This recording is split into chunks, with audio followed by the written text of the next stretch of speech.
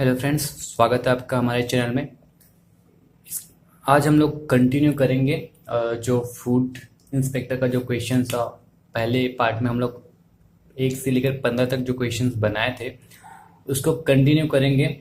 Friend, जो 16 question था वो क्वेश्चन एक्चुअली विलोपित है। इसमें ऐसे कंडीशंस दिए गए थे जिसमें वो क्वेश्चन बन नहीं पा रहा था, तो हम लोग डायरेक्ट क्वेश्चन नंबर 17 अभी बनाएंगे। क्वेश्चन नंबर 17 भी हम लोग बनाएंगे। तो क्वेश्चन नंबर 17 क्या बोल रहा है? क्वेश्चन नंबर 17 ये बोल रहा है कि किसी कमरे में जिसकी विमाएं 15 मीटर, 3√3 मीटर और 5 मीटर है, रखने लायक सबसे लंबी खंबे की लंबाई क्या होगी? मतलब क्वेश्चन में ये बोल रहा है, ये आपका कमरा हो गया। मैं इसको 3D में बनाने की कोशिश कर रहा हूँ, ठीक है? आप इसको अच्छे से समझिए। ये आपके कमरे का अंदर का स्ट्रक्चर हो गया।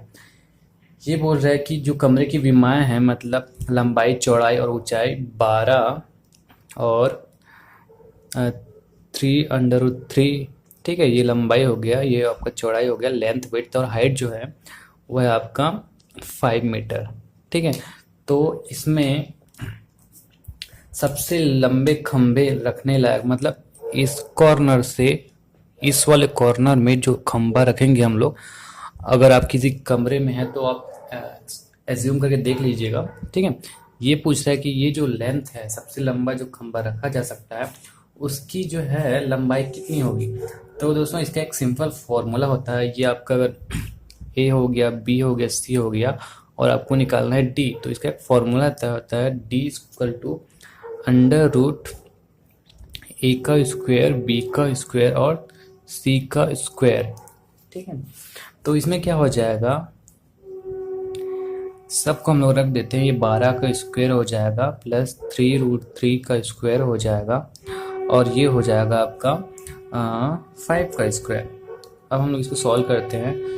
ये हो जाएगा 144, ये होगा आपका 9 और 9 27 हो जाएगा, ठीक है? और ये हो जाएगा 25। अब इस सबको हम लोग जोड़ेंगे, आपका आ जाएगा 196 और ये जो है 196 अंडर रूट होता है 14 का, तो आंसर आपका 14 आ जाएगा, ठीक है? और वो जो है आपका ऑप्शन नंबर डी है।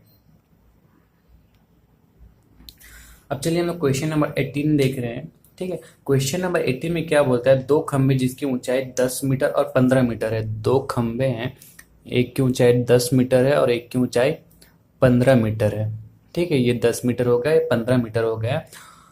यदि दोनों के पादों के बीच की दूरी, मतलब ये दोनों की जो बीच की दूरी है वो है आपका ये है आपका 12 मीटर है, तो उनके शीर्षों की बीच की दूरी क्या होगी? मतलब ये इसका शीर्ष होगा, ये इसका शीर्ष होगा। ये पूछ रहा है इसकी दूरी, मतलब ये जो है क्या होगी?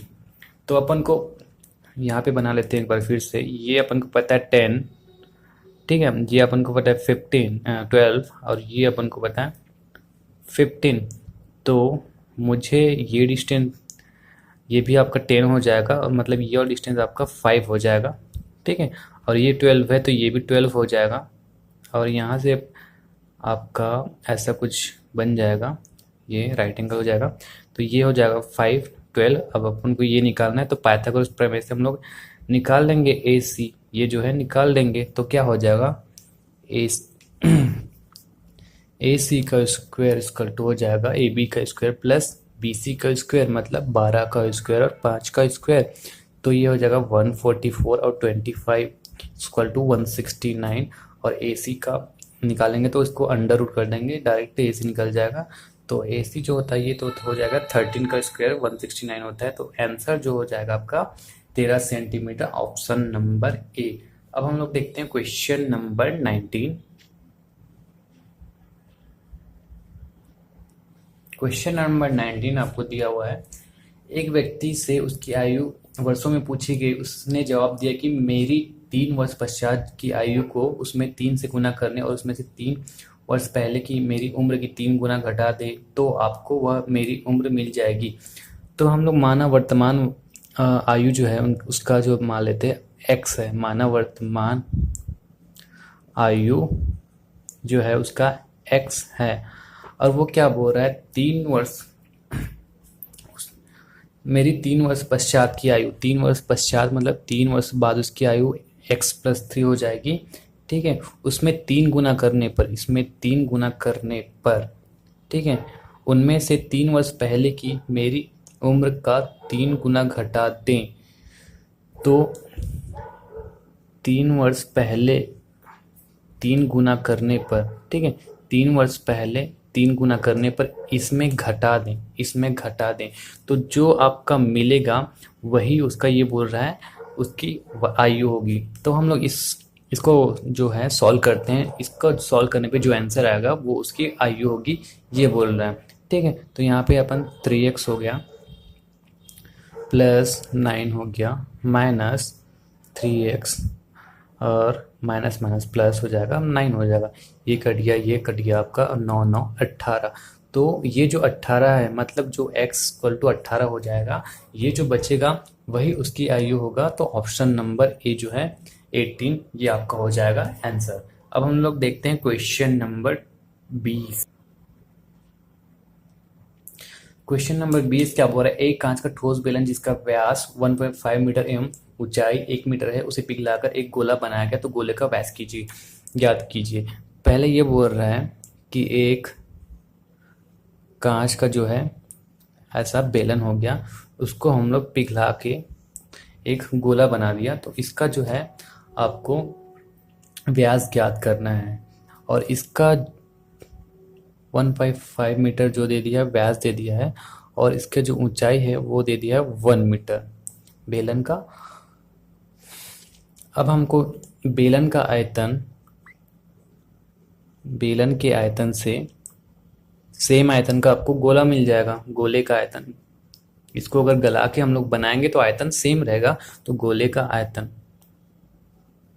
अब इसका फॉर्मूला पुट कर लेते हैं। बेलन का जो आयतन होता है, बेलन का आयतन जो होता है उसका फॉर्मूला होता है πr² × h। मतलब बेलन का आयतन हो गया जो आपका हो जाएगा बेस का जो है एरिया इंटू हाइट। ठीक है, तो πr² × h हो गया। और गोले का आयतन का फॉर्मूला होता है 4/3 × πr³। अब इनमें जो जो करते हैं हम लोग कटा देंगे। πr² × h, यहाँ पे अगर मैं πr² कॉमन निकाल दूँ बचेगा 4/3 × π, ये कट गया आपका, ये कट गया। अब हम लोग क्या करेंगे, यहाँ पे एक r भी बचेगा, क्योंकि यहाँ पे r³ है, तो यहाँ पे एक r भी बचेगा। ठीक है, पाई तो कॉमन निकल गया है। ठीक है, अब यहाँ पे क्या करेंगे हम लोग, r की वैल्यू निकालेंगे। r हो जाएगा आपका h × 3/4, और h दिया है आपका 1, तो आप यहाँ पे 1 रख लीजिए। ठीक है, अब 3/4 जो है आप r 3/4 मतलब 3/4 होता है 0.75। तो देखिए यहाँ पे जो बोल रहा है 3, ये जो होगा r निकल गया, और आपको निकालने बोल रहा है जो वो का व्यास, मतलब 2r निकालने बोल रहा है। ठीक है, तो 0.15 इंटू अगर आप 2 कर दोगे तो आंसर आ जाएगा आपका 1.5 मीटर। ठीक है दोस्तों, तो ये हो जाएगा आपका ऑप्शन नंबर बी। लेकिन व्यापम में इसको ऑप्शन नंबर ए मतलब 0.75 लिया है, तो हो सकता है वो जो व्यास पूछा है वो क्वेश्चन गलत होगा, वहाँ पे पूछा होगा वो त्रिज्या। तो दोस्तों अगर त्रिज्या पूछेगा तो हो जाएगा आपका 0.75, लेकिन अगर वो व्यास पूछेगा तो 1.5 ही आएगा, क्योंकि जो व्यास होता है मतलब जो डायमीटर होता है वो जो है रेडियस का डबल होता है। तो ये तो हो गया आपका क्वेश्चन नंबर 20। अब हम लोग देखते हैं क्वेश्चन नंबर 21 की तरफ। क्वेश्चन नंबर 21 में क्या बोल रहा है, विद्यार्थियों के एक समूह में प्रत्येक विद्यार्थियों से उतने ही पैसे इकट्ठा किए जितने उस समूह के विद्यार्थी थे। तो मान लेते हैं कि पैसे जो इकट्ठे किए और उस समूह में विद्यार्थी थे वो x है। तो इस क्वेश्चन में देखते हैं मानव व्यक्तियों की संख्या, व्यक्तियों की संख्या जो है x मान लेते हैं, तो प्रश्नानुसार क्या बोल रहा है, प्रत्येक व्यक्तियों से उतने ही पैसे इकट्ठा किए गए जितने उस समूह में विद्यार्थी थे। ठीक है, तो समूह में जितने विद्यार्थी थे और उतने ही व्यक्ति की संख्या, मतलब विद्यार्थियों के एक समूह में प्रत्येक विद्यार्थी से उतने ही पैसे इकट्ठा किए जितने उस समूह में विद्यार्थी थे। तो पैसा और समूह उतना ही था जितना कि ये दिया हुआ है आपका 59.29, और ये दिया हुआ आपका रुपये में दिया हुआ है, रुपए में। और क्वेश्चन में क्या बोला है कि विद्यार्थियों के एक समूह ने प्रत्येक विद्यार्थियों से उतने ही पैसे इकट्ठे किए जितने उस समूह से विद्यार्थी थे। तो ये बोल रहा है, ये तो पैसे की बात कर रहा हूँ, यहाँ पे दिया हुआ रुपया, तो अकॉर्डिंग टू क्वेश्चन ये बोल रहा है, इसको हम लोग पैसे में कन्वर्ट कर लेते हैं। तो 59.29 इंटू 100 हो जाएगा, एक्स स्क्वायर इसकल टू हो गया 5929। ठीक है, ये थोड़ा ट्रिकी क्वेश्चन है, इसमें आप थोड़ा सा दिमाग लगाइएगा, क्योंकि ये रुपया में बोल रहा है, दिया हुआ है, बोला पैसे में है। तो हम लोग इसको √5929 अगर कर देंगे तो x मतलब जो भी समूह में विद्यार्थियों की संख्या वहाँ से निकल जाएगा। तो अगर आप इसका √, निकालेंगे तो आंसर आपका 77 आ जाएगा। तो ये हो गया आपका ऑप्शन नंबर सी। इसको आप अच्छे से पढ़िएगा, इसमें आप कंफ्यूज भी हो सकते हैं।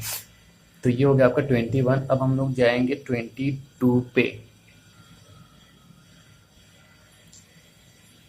क्वेश्चन नंबर 22 बोल रहा है, एक व्यक्ति अपने वेतन का 2/5 भाग मकान किराए में और 3/10 भाग, जितने भी खर्च है उसको जोड़ देते हैं, 3/10 भाग खाने में और 1/8 भाग वाहन में खर्च करता है। यदि उसके पास खर्च के बाद जो शेष रकम है वो 1400 बचे हैं, तो ये तो अगर टोटल खर्च। तो हम लोग अगर शेष भाग निकालें तो शेष भाग जो बचेगा वो होगा 1 का इतना तो 2, 5, 3, 10 और 1, 8, इतना तो अपन खर्च कर चुके हैं। तो 1 से अगर इसको मैं माइनस करूंगा तो जो बचा भाग है वो आपका यहाँ पे निकल जाएगा। तो यहाँ से हम लोग 1 - 5, 10 और 8 का अगर एलसीएम ले लेंगे तो आपका 40 आ जाएगा। यहाँ से कर दीजिए, तो ये तो आपका हो जाएगा 40, तो 5 अट्ठे, तो यहाँ पे 8 दूनी 16 हो जाएगा। इसी तरह यहाँ पे 12 और यहाँ पे आपका आ जाएगा 5। ठीक है, तो ये हो जाएगा आपका 33 और 40, और ये हो जाएगा आपका 40 - 33 मतलब 7 और ये 40। ठीक है, तो ये हो गया आपका शेष भाग, बचे भाग जो हैं। तो क्या बोल रहा है, जो बचत है मतलब एक्स कोई रकम है जिसका इतना भाग बचा हुआ है, और जो बचा हुआ है उसको पैसे में दिया हुआ है, कितना पैसा बचा हुआ है वो जो है 1400 बचा हुआ है। तो अपन को जो एक्स है मतलब जितना कुल मूल्य था जिसमें से खर्च हुआ वो कुल मूल्य पहले निकालना है। तो एक्स कैसे निकालेंगे, 1400 गुणित 40/7 करेंगे तो x की वैल्यू आपको निकल जाएगी। अगर हम लोग इसको कटाएंगे तो ठीक है, 7 दूना तो ये 2000 हो गया, 4 दूने 8 मतलब 8000। तो x जो है कुल जो मूल्य थी 8000 जो थी, उसमें से आपका 1400 ही बचा था, बाकी सब इन्होंने इतना परसेंट के हिसाब से खर्च किए हैं। अब ये क्वेश्चन जो एक्चुअली पूछ रहा है, ये क्वेश्चन देखते हैं, क्वेश्चन क्या पूछ रहा है। 22 क्वेश्चन ये पूछ रहा है कि उसका क्वेश्चन 22, ठीक है, 1400 बचे तो खाने का खर्च पूछा है। तो खाने का खर्च कितना भाग था, 3/10 भाग खाने में। ठीक है, तो 8000 जो है खाने का भाग था 3/10। तो 8000 का 3/10 निकाल लेते हैं, ये कट गया 8 या 2400। तो ये जो हो जाएगा आपका खाने का जो है खर्च निकल जाएगा आपका 2400। ऑप्शन नंबर सी होगा, वो आपका आंसर होगा। तो ये होगा क्वेश्चन नंबर 22। अब हम लोग चलते हैं क्वेश्चन नंबर 23 की तरफ। देखते हैं क्वेश्चन नंबर 23।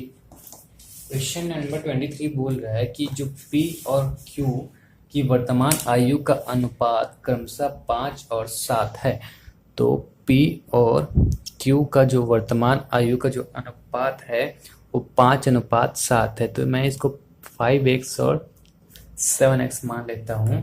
अब उसके बाद ये बोल रहा है कि यदि Q की वर्तमान आयु एवं 6 वर्ष पश्चात P की आयु का अंतर 2 है, तो यहाँ से अपन माना P की वर्तमान आयु 5x, Q की वर्तमान आयु 7x मान लेते हैं।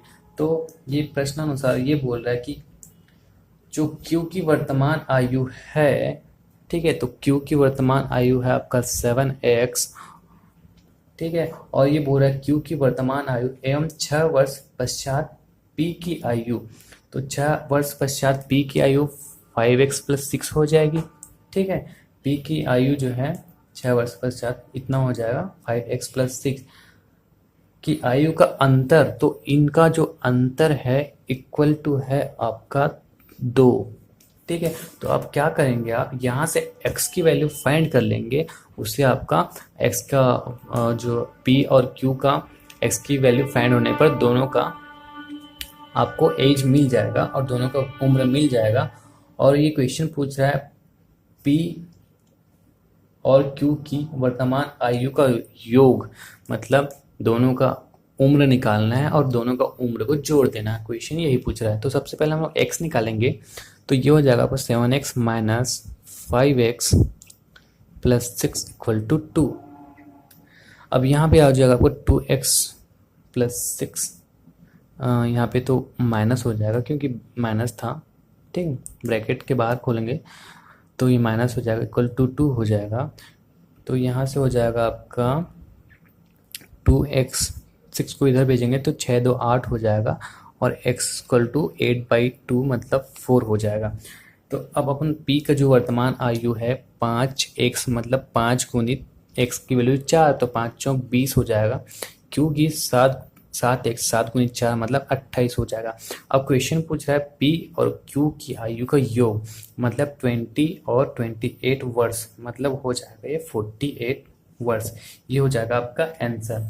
तो ये है आपका ऑप्शन नंबर ए, 48 वर्ष। ये होगा क्वेश्चन नंबर 23। अब चलिए हम देखते हैं क्वेश्चन नंबर 24। चलिए देखते हैं क्वेश्चन नंबर 24 क्या बोल रहे हैं। यदि आशीष के 1/3 गणित के अंक हिंदी के आधे अंक से 30 अधिक हैं, यदि दोनों विषय में उसे कुल 240 अंक प्राप्त हुए, तो हिंदी में कितने अंक प्राप्त हुए। तो हम लोग देखते हैं इसको। माना गणित के अंक x मान लेते हैं, माना गणित के अंक = x मान लेते हैं, और इसी तरह जो हिंदी के अंक मान लेते हैं उसको y, ठीक है। अब प्रश्नानुसार क्या बोल रहा है, गणित के अंक के 1/3 हिंदी के अंक के आधे से 30 अंक अधिक है। ये हो गया आपका इक्वेशन नंबर आप 1 मान सकते हो, ठीक है।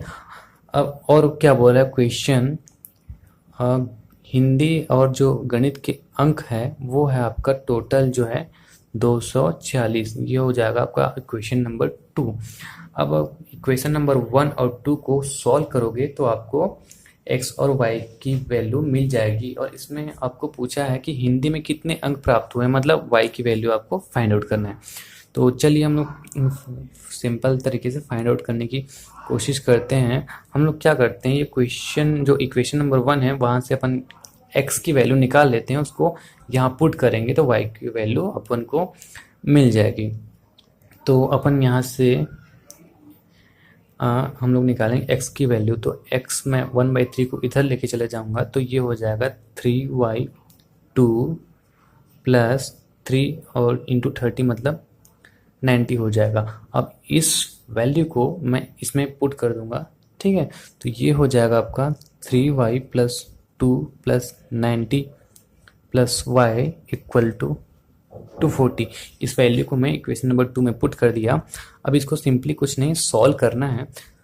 तो अगर आप इसको सॉल्व करोगे तो देखते हैं, चलो सॉल्व करते हैं। ये हो जाएगा आपका, मैं इसमें सिंपल से क्या करता हूँ, इस 90 को मैं इधर ले जाता हूँ, 3y plus 2 plus Y 240 minus 90, और मैं इसको 2 से अगर इंटू कर दूँ तो यहाँ से तो ये आपका 150 निकल जाएगा।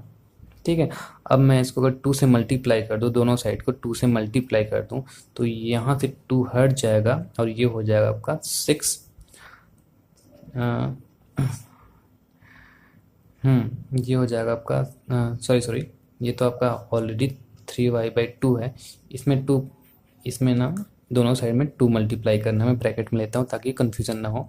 ठीक है, तो ये 2 कट जाएगा, बचेगा आपका 3y ही, प्लस यहाँ पे आपका आ जाएगा 2 से 2y इक्वल टू, यह हो जाएगा 300। अब 3 2 5y बराबर 300, तो y बराबर क्या होगा, 300 डिवाइडेड बाई 5, ये y बराबर, और 5 6 30, मतलब ये हो जाएगा आपका 60। तो जो हिंदी में अंक है वो है आपका 60। तो ये जो है आपका ऑप्शन नंबर बी जो 60 है वो है आपका आंसर आएगा। अब हम लोग देखते हैं क्वेश्चन नंबर 25। चलिए देखते हैं क्वेश्चन नंबर 25। बहुत इजी क्वेश्चन है। इसमें बोल रहा है एक घन जिसकी कोण 6 सेंटीमीटर है से 3 सेंटीमीटर कोण से घन कितने घन काटे जा सकते हैं। मतलब ये बोल रहा है एक ऐसा घन है, ये तो आपका 6 सेंटीमीटर है, और अगर उसको मैं 3 सेंटीमीटर कोर का बनाऊंगा, मतलब ये जो 6 सेंटीमीटर है उसका एक एक कोर को वो काट के 3 सेंटीमीटर कोर का बनाएगा। ठीक है, तो कितने बनाए जा सकते हैं, जो 6 सेंटीमीटर है ना उसको 3 सेंटीमीटर वाले काट के कितने बनाए जा सकते हैं। तो इसका एक फॉर्मूला होता है, पहले तो वाला n इक्वल टू, अब ये जो होता है, जो बड़ा कोर नीचे आ जाएगा आपका छोटा कोर। ठीक है, तो यहाँ से आपका पहले जो था आपका 6 का था उसको आपको काट के बनाया 3 का, तो यहाँ से n का जो वैल्यू निकलेगा यहाँ से निकल जाएगा 2। और आपको जितने बनाने हैं, तो जितने अगर बनाने हैं उसकी संख्या निकालना है तो n का आपको क्यूब करना है। तो n का क्यूब करोगे आपको, तो n इक्वल टू आपका 8 निकल जाएगा। तो जो इसका आंसर होगा कितने काट के बनाए जा सकते हैं, तो होगा 8, जो कि ऑप्शन नंबर आपका सी है। ठीक है, अब हम लोग देखते हैं क्वेश्चन नंबर 26 में। क्वेश्चन नंबर 26 बोल रहा है यदि किसी आयत की लंबाई में 20% वृद्धि की गई और चौड़ाई में 20% कमी की गई तो क्षेत्रफल जो होगा वो क्या रहेगा। ठीक है, तो क्वेश्चन ये बोल रहा है, मान लो हम लोग मान लेते हैं कि जो आयत था वो अपने आप में 100% था। अब ये बोल रहा है, क्वेश्चन ये बोल रहा है कि लंबाई में 20% वृद्धि की गई। तो 20% वृद्धि मतलब 100 प्लस 20 मतलब 120/100 इसमें वृद्धि की गई। ठीक है, और इसमें 20% कमी भी की गई, तो 20% कमी मतलब 100 माइनस 20 मतलब 80/100। अब इसको हम लोग कटाते हैं, तो ये 100 कट गया, ये 0 ये कट गया, और 12 8 हो जाएगा आपका 96। तो देखिए पहले था वो 100, जो कि अब लंबाई और चौड़ाई में परिवर्तन करने के बाद हो गया 96, मतलब ये घट गया 4%। ठीक है, तो ये जो है आपका ऑप्शन आएगा 4%, आपका ऑप्शन बी रहेगा, 4% कम हो जाएगा। तो ये होगा क्वेश्चन नंबर 26। अब हम लोग देखेंगे क्वेश्चन नंबर 27। क्वेश्चन नंबर 27 बोल रहा है निम्नलिखित संख्याओं में से कौन सी संख्या ये जो दी हुई है को पूर्ण रूप से विभाजित करती है। ऑप्शन है आपका ए 10, बी 13, सी 11 और डी 3, मतलब 10 13 11 3 जो है इनमें से कौन सी संख्या जो इसको पूर्ण रूप से डिवाइड करेंगे तो वो डिवाइड हो जाएगा। ठीक है, तो दोस्तों इस तरह के जब भी आपको क्वेश्चन मिलेंगे जिसका पावर आपको बहुत बड़ा बड़ा दिखेगा, उसको आप हमेशा याद रखिए, हमेशा 4 से डिवाइड कीजिएगा। मतलब अगर आपको 61 का पावर 4 से डिवाइड करेंगे तो यहाँ पे आपका 15 चौक 60 और शेषफल बच गया 1। मतलब जो शेषफल बचते जाएगा, रिमाइंडर बचेगा, उसको आप यहाँ पे लिखते जाएंगे। तो 4 का पावर 1। ऐसा इसलिए करते हैं कि कोई भी संख्या को आप चौथी बार अगर आप उसी संख्या को मल्टीप्लाई करोगे तो जो इकाई का संख्या वो सेम आता है। सपोज अगर 2 में किया तो यहाँ पे आ गया आपका 4। 2 किया तो 2 दूनी 4 और 4 दूनी 8 हो गया। 2 ठीक है, गुणित 2 तो 8 8 दूनी 16। अब 2 तो ये हो जाए आपका 16। 16 दूने 32। अब हम लोग करते हैं 2 तो अब ये हो गया, रिपीट हो जाएगा 32 दूने 64। ठीक है, तो इकाई का संख्या रिपीट होते जा रहा है। तो 1 2 3 4 आपका हमेशा चौथे बार के बाद वो जो संख्या है, इकाई का संख्या रिपीट होते जाता है। इसलिए हम लोग क्या करते हैं, बहुत ज़्यादा पावर आता है तो हम लोग उसको हमेशा 4 से डिवाइड करके जो रिमाइंडर बचता है उसको हम लोग लिखते जाते हैं।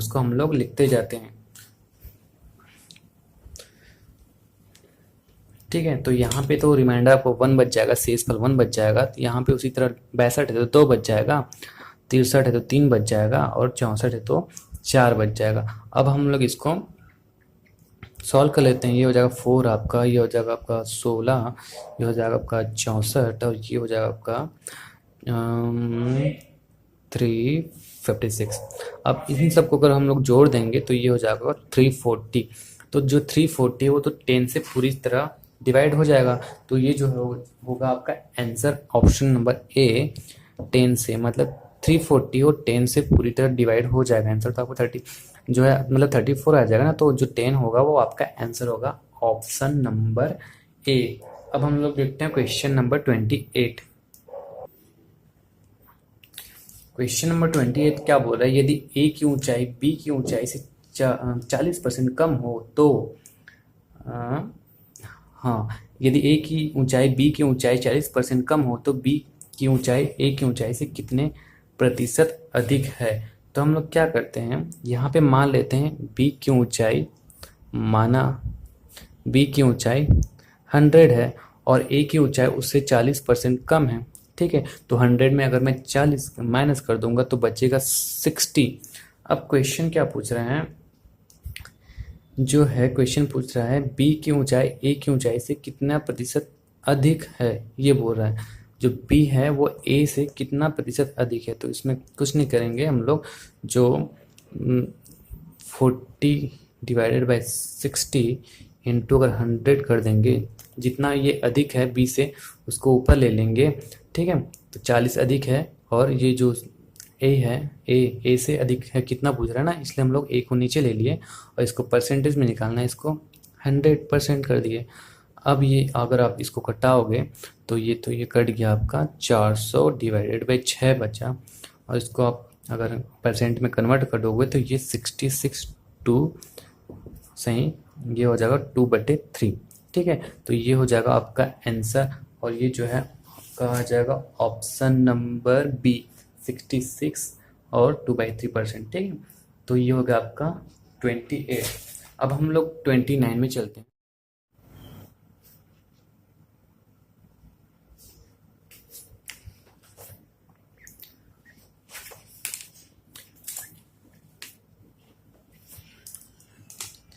चलिए क्वेश्चन नंबर 29 देखते हैं हम लोग। क्या बोल रहा है, 6 साल बाद आशीष की उम्र उसके पिताजी की उम्र की 3/7 होगी। 10 साल पहले उसकी उम्र का अनुपात 1:5 था। आशीष के पिता की उम्र आयु क्या होगी। तो इसमें हम लोग मान लेते हैं।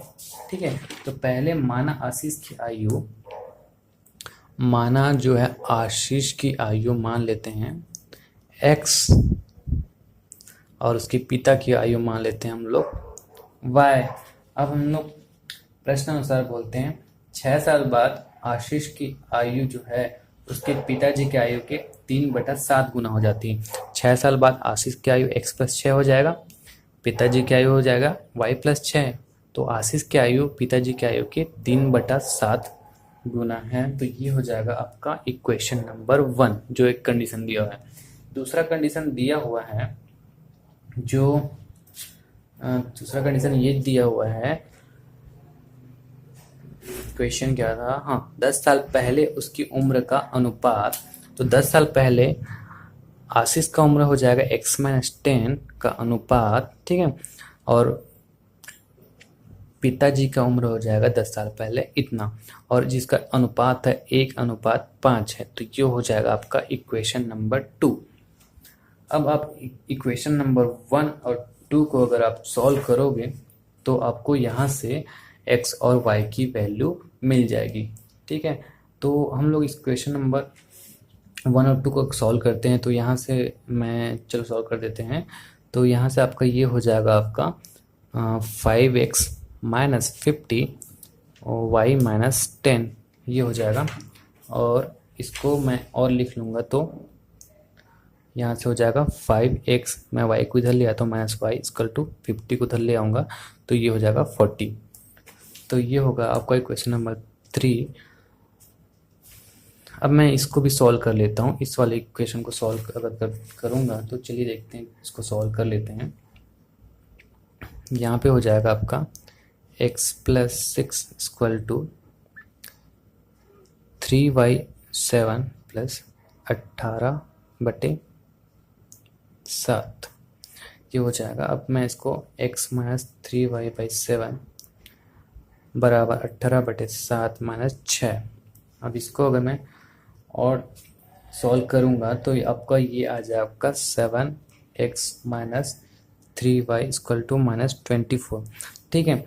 आप यहाँ से इसको अच्छे से सॉल्व कर लीजिएगा। सॉल्व करने के बाद आपको 2 इक्वेशन मिलेंगे, और जो दोनों इक्वेशन जो आपके होंगे उससे आपको मिल जाएगा। एक तो मैंने निकाल लिया था 3y - 7, 3y - 7x बराबर 24 मिलेगा एक, और एक मिलेगा y + 5x जो अपन निकाले थे 40। अगर मैं इसको 3 से मल्टीप्लाई करूँगा तो यहाँ पे इसको मैं 3 से मल्टीप्लाई कर देता हूँ इस वाले इक्वेशन को, ठीक है। तो इस वाले इक्वेशन को अगर 3 से मल्टीप्लाई कर दूंगा तो ये बन जाएगा मेरा 3y + 15x 120। अब इसको मैं क्या करता हूँ, यहाँ से कट जाएगा, यहाँ से बच जाएगा 8x बराबर 144। तो x का वैल्यू यहाँ पे निकल जाएगा 18 वर्ष। अब अपन को y की वैल्यू निकालना है। तो जो इक्वेशन आया था आपका 5x - y = 40, यहाँ पे 5 × 18 - y = 40 रख दो, तो यहाँ से आपको y = 50 वर्ष आपको मिल जाएगा। तो हमको पिता की आयु निकालना था, तो ये है आपका 50 वर्ष निकल जाएगा, जो कि आपका option number option number B में है। अब हम लोग लास्ट क्वेश्चन 30 क्वेश्चन देखते हैं। क्वेश्चन नंबर 13 देखते हैं। प्रशांत और नीलिमा की आयु का गुणनफल 240 है। यदि नीलिमा की आयु दुगुना प्रशांत की आयु से 4 साल अधिक है तो नीलिमा की आयु क्या होगी। तो सबसे पहले हम लोग प्रशांत और नीलिमा की आयु मान लेते हैं। प्रशांत की आयु x और नीलिमा की जो आयु है वो है y। अब अकॉर्डिंग टू क्वेश्चन क्या बोल रहा है, प्रश्नानुसार इन दोनों की आयु का गुणनफल है 240, तो इसको हम लोग इक्वेशन नंबर 1 मान लेते हैं। और नीलिमा की आयु की दुगुनी प्रशांत की आयु से 4 अधिक है, तो ये हो जाएगा आपका इक्वेशन 2। अब इन दोनों को सॉल्व करके कुछ नहीं, x और y की वैल्यू आपको फाइंड करनी है। तो अपन यहाँ से y की वैल्यू निकाल लेते हैं। तो हाँ, यहाँ से आप कोई भी x या y की वैल्यू निकालो और इसमें पुट कर दो। तो हम लोग इक्वेशन 1 से यहाँ पे पुट करते हैं 2y - 4 y = 240। मैंने क्या किया, x की वैल्यू निकाला, x की वैल्यू यहाँ से क्या निकल जाएगा, 2y-4। यहाँ से x की वैल्यू मैंने इसमें पुट कर दिया, इक्वेशन नंबर 1 में पुट कर दिया, तो इतना आ गया। अब इसको मैं सॉल्व करता हूँ तो ये हो जाएगा 2y² - 4y 240। इसको मैं 2 से भाग दे देता हूँ पूरे को, तो ये y² - 2y 120 हो जाएगा। अब ऐसा y² - 2y - 120 = 0। अब हमको इसको इस टेस्ट के कंडीशन में रखना है कि इसको जोड़ें तो 2 आया, लेकिन गुना करें तो 120 आए। तो वो क्या हो सकता है आपका, -12y + 10y। 12 × 10 करूँगा तो 120 आएगा, और जोड़ूंगा तो 2 आएगा। तो यहाँ पे y कॉमन निकालूंगा, y - 12, यहाँ पे भी y - 12 लिख लेते हैं। क्या कॉमन निकालेंगे, 10 कॉमन निकालेंगे तो बचेगा।